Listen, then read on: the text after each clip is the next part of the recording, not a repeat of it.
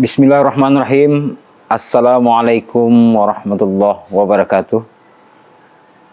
Pemirsa, dimanapun Anda berada, kita berjumpa kembali di konten baru di Perti Channel yang diberi nama dengan Perti Kurma, percikan tinta kuliah Ramadan. Mungkin oleh buya-buya sebelumnya atau oleh Ketum Perti sendiri telah disampaikan bahwa pada tahun ini, Ramadan tahun ini, PP Perti menyajikan salah satu yang spesial untuk menemani puasa dari Bapak Ibu jamaah Perti dimanapun berada, khususnya dan jamaah umum yang berada di seluruh Indonesia. Alhamdulillahillazi qad akhraja nata'ijal fikri al-babil hija. Ashhadu an la ilaha illallah wahdahu la syarikalah. Wa ashhadu anna Muhammadan abduhu wa rasuluh la nabiyya ba'dah. Qala Allah Ta'ala fi kitabil karim. A'udzu billahi minasy syaithanir rajim. Bismillahirrahmanirrahim. Ya ayyuhalladzina amanu kutiba alaikumus syiyam kama kutiba alal ladzina min qablikum la'allakum tattaqun. Shadaqallahul azim. Sebagai langkah pertama, sudah barang tentu, sudah sepantasnya kita memanjatkan puji serta syukur kehadirat Allah yang Maha Kuasa, Zat yang Maha Agung, Zat yang Maha Bijaksana, Zat yang Maha Kaya, Zat yang salah satu namanya adalah Ar-Rahman dan Rahim. Dia mengasihi, Dia mencintai tanpa pilih kasih. Dia menyayangi tanpa berharap balasan. Cuman dalam Al-Quran, sebagaimana telah kita ketahui bersama, bahwa diciptakan jin dan manusia itu adalah untuk menyembah kepadanya. Jemaah yang berbahagia, tujuan kita hanyalah menyembah kepada Allah. Selawat beriringan salam semoga senantiasa tercurah kepada penghulu sekalian alam, penebar kasih dan sayang.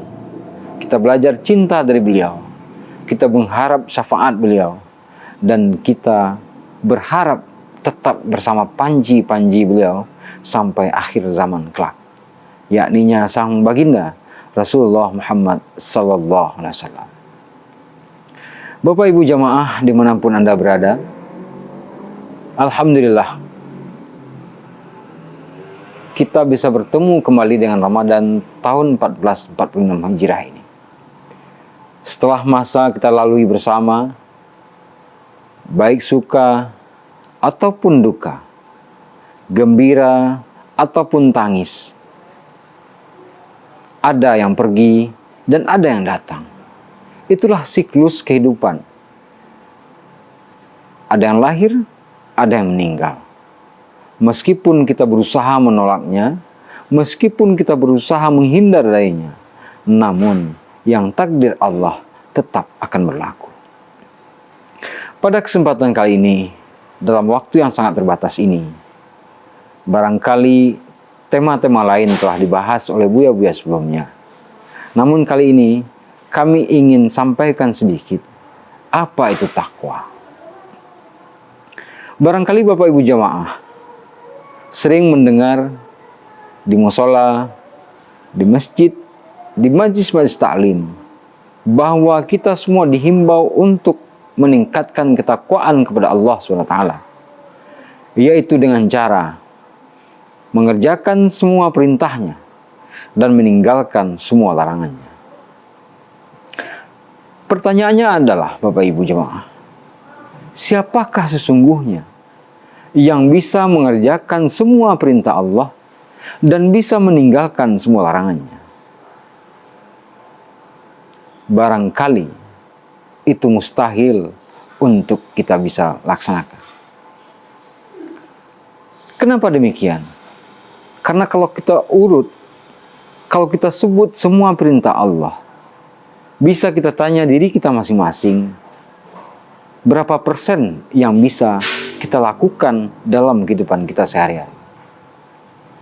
Begitu juga sebaliknya, kita hitung semua larangan Allah, berapa persen yang bisa kita hindari, kita elakkan dalam kehidupan kita sehari-hari. Sebut saja dosa pikiran. Sebut juga dosa pandangan atau mata. Sebut juga dosa telinga, dosa kolbu, dosa tangan, dosa kaki, kemana kita melangkah. Apakah kita akan bisa, kalau memang standar takwa itu adalah mengerjakan semua perintah Allah dan meninggalkan sebuah larangannya, itu akan kita lakukan? Mungkin akan mustahil bisa kita gapai. Dan yang bisa melakukan itu barangkali hanya sang baginda Rasulullah Muhammad SAW. Caranya seperti apa? Karena banyak sekali ayat-ayat Al-Quran, apalagi yang terkait dengan puasa ini. Akhir dari ayat surah Al-Baqarah itu, Allah sampaikan la'allakum tattaqun. Barangkali takwa yang beliau maksudkan di sini adalah takwa dengan makna waspada. Takwa dengan makna sadar. Takwa dengan makna mawas diri. Apa itu sadar? Apa itu waspada? Dan apa itu mawas diri? Di dalam kehidupan kita sehari-hari ini, barangkali bisa kita hitung dan barangkali bisa kita lihat berapa kira-kira di antara dari pagi hingga pagi lagi, berapa kira-kira kita yang sadar, kita yang tahu bahwa Allah Subhanahu wa Ta'ala tidak pernah jauh dari kita. Berapa menitkah atau berapa jamkah kita bisa sadar bahwa Allah Subhanahu wa Ta'ala itu selalu ada bersama kita.